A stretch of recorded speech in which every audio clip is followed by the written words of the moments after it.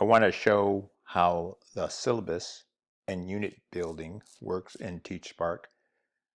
I just created this folder, IBHL, which is one of the classes that I teach for 26-27. If I go back to all units, these 8 units were just created by TeachSpark for my upcoming class. Now what I'm going to do is I'm going to put them all into this folder.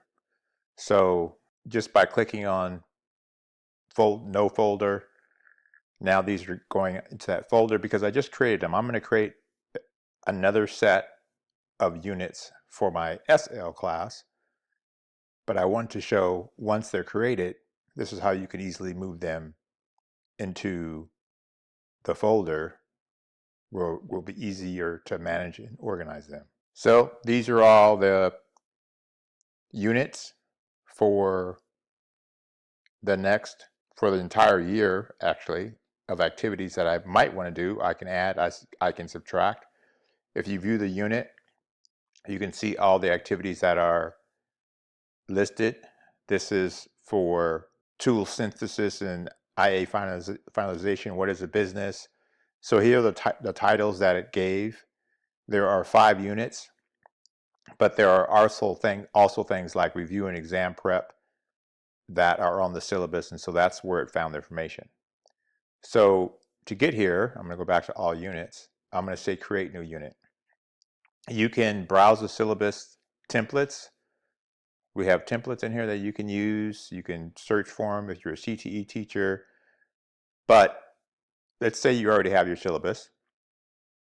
I actually had Claude make a nice, complete pacing document for me.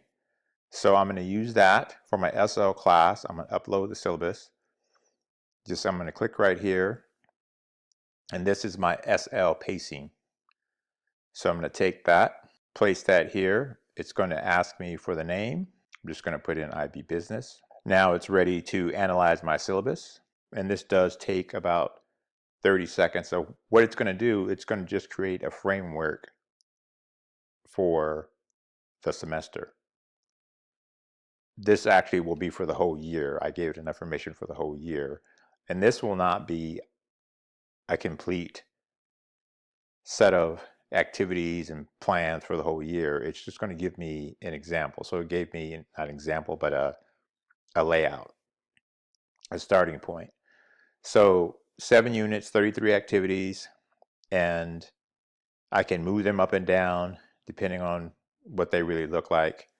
So that's what the unit building syllabus feature does inside of TeachSpark. So this is good if I want to add something and add it, but I can always do that anytime during the year. This is just to help me with my pacing and getting a layout of what I want to do this year. So it's going to go ahead and generate the entire semester plan, and here it is. So again, the units within the IB world are well defined.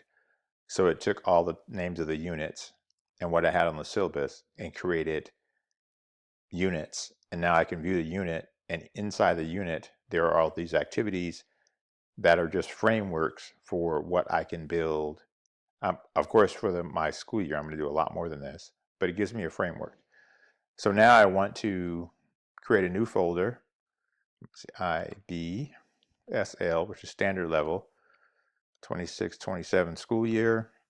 Click the X, and now I want to move these into SL. Anyway, so that is the way you build a semester plan with different activities. Okay, once the units are built by TeachSpark, by uploading your syllabus, now you can start actually building activities for the unit. So let's go to the first. And what is a business? I know that's where we start. So it says HLSL, which is the case because you can do either one. So it says start building, but that allows you to build a brand new activity that doesn't already exist in this unit. So I'm going to click view unit because those are the units that already exist, or the framework for those units. So here I'm going to just say build this activity.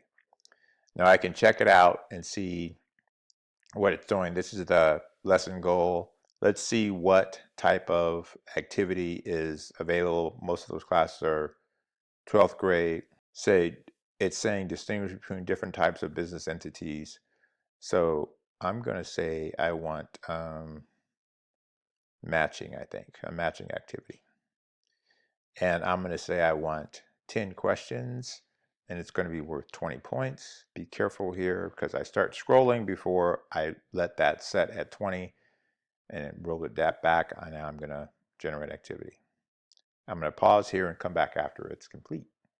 Okay, here's the first activity from the unit.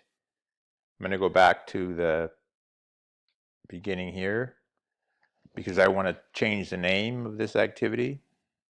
And then what I'm going to do, I'm probably going to use this in class, maybe tomorrow. What I want to do is create a lesson plan.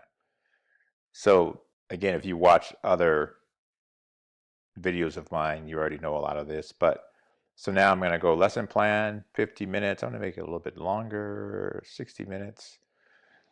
Generate the lesson plan. So this is what I will use in class tomorrow.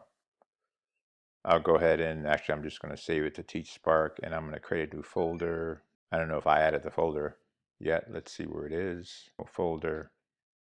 So I need to create a folder. I'm going to say 27 at.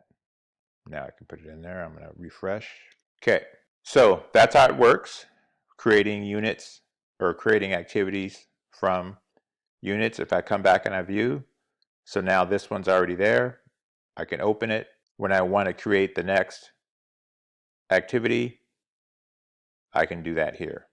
If I create activities in the meantime because something comes up, or I just want to do something interesting during a day or during a week, I can just build something else, and then I can also always add it to my unit by continue building. And then I can build right here. I can build whatever I want. Now it will add it to my unit for me. Right now, there's one activity of 5. Obviously, these have zeros. But that is how you start with syllabus to units to activities to lesson plan. That's it.